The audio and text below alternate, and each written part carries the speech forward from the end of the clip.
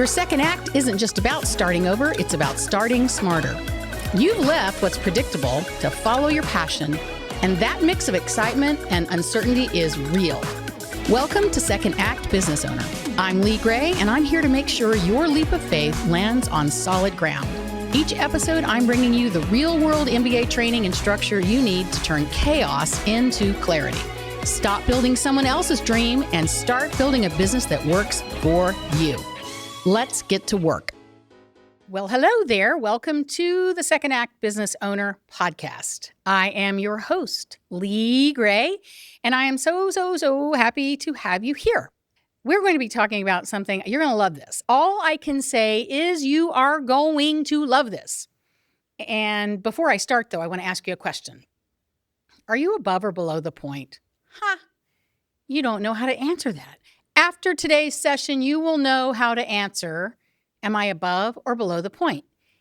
And you will be able to use this tool called Above or Below the Point with your team and with other people. It is a fantastic way to come together and agree on where we are and what we need to do to be better. So let's get started. First thing is, I'm holding up an image and it has a little battery, a powerless battery below, and a powerful battery above.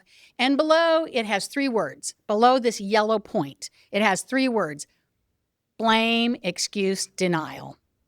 And above that point, it has three words: ownership, accountability, and responsibility. And for those of you that are watching me on YouTube, you can see that this is an acronym for bed, below the point. I like to say lying in your bed and whining about it. Or OAR, above the point, having an or ownership of your life. So I'm going to talk about above and below the point, how to recognize where we are above or below the point, and then how to coach people, including ourselves, to be better in our second act, better in our lives, better. Here's the concept. A person walks into the room and they are late. And the first thing that comes out of their mouth is, well, if the stupid city wouldn't spend so much time fixing potholes when I'm trying to get to work, then I wouldn't be late.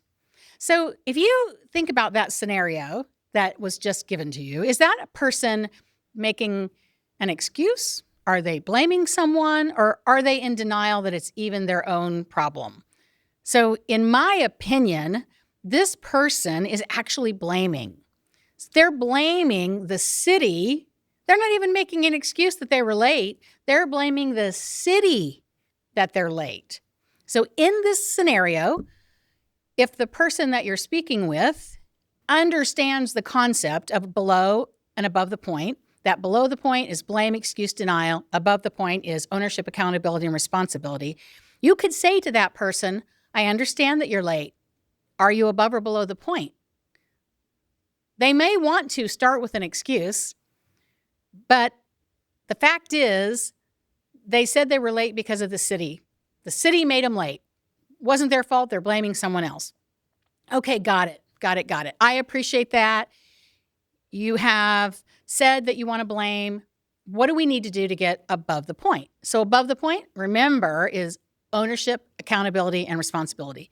So how could this person who came late and wants to blame the city, how can we get them to agree or consider moving above the point? The question would be then, how can you take responsibility for these results the next time you travel to work? How do you take responsibility for that? Do you get up and leave 10 minutes early? That's one way to take responsibility. That's one way to get above the point. Another example might be a person saying, you know what?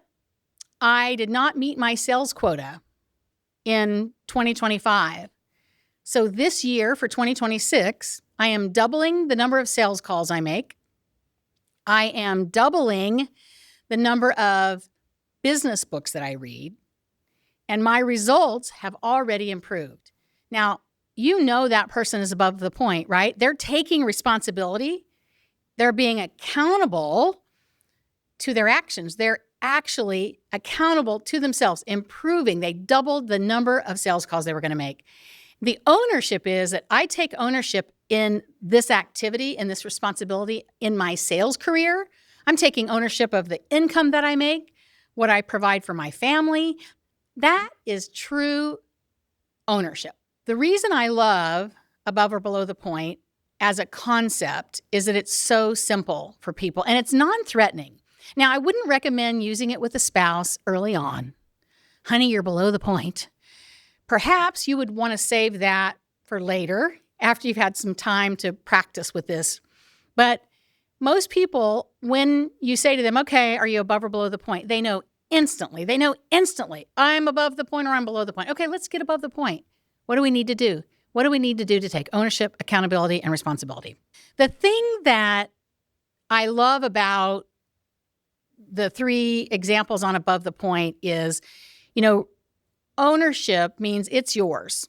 And if you think about it, we have to own what happens in our business. We have to own what happens in our second act. We have to own what happens to our body. I've had people in such denial that they're sick, their body is sick, and they don't even realize it. That's like the lowest level of all of the 3 things above and below the point. Denial is the lowest level of being below the point. It's not even believing that you have any responsibility. You can't even blame anybody or make an excuse. You deny that it even happens or it exists. I don't see denial very often, sometimes though. And you may have a relative or someone you work with who is continuously below the point. And this concept is helpful. If you think about knowing, gosh, they're in denial, what's going on in their life that could be causing that, it may help you have some empathy. I recommend sharing the concept with people. I love having the card. So I'm holding up this beautiful laminated card again, and people can post it. I give these away when we do training, and I will see these posted around the office and even on production lines. So I work with some production companies, manufacturing companies, and I will see this sign posted in the work area or in the break room.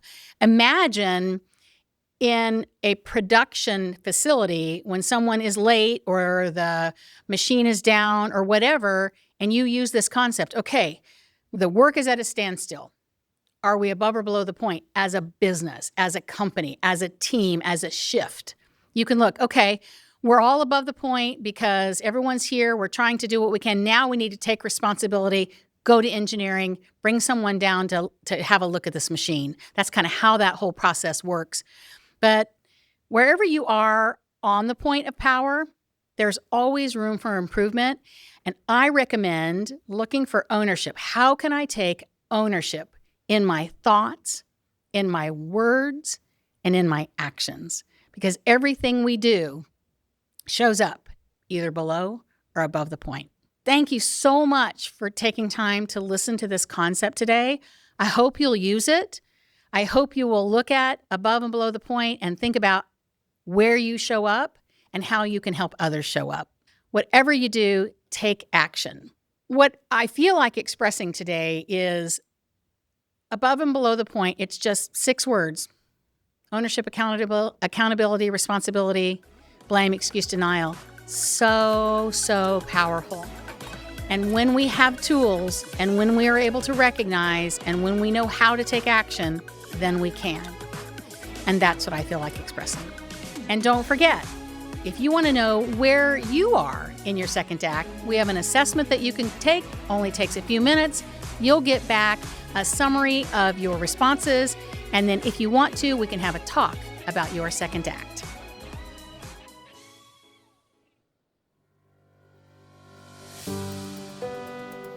This show is part of the ICT Podcast Network.